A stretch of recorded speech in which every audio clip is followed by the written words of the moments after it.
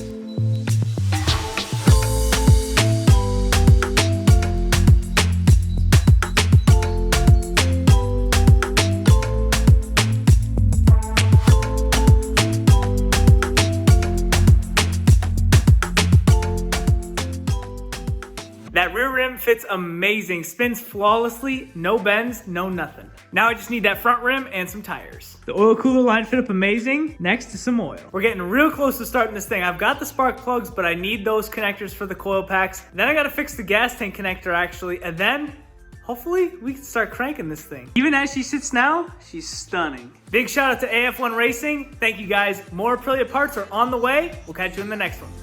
See ya.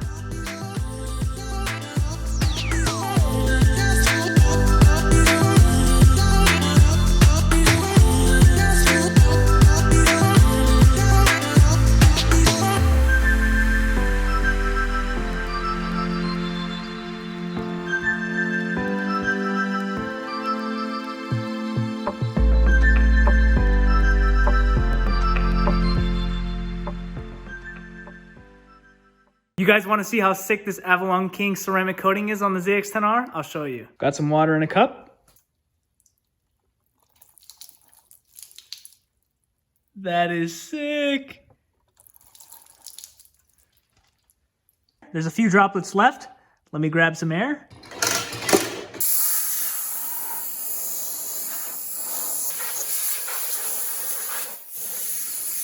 I gotta do this to all my bikes.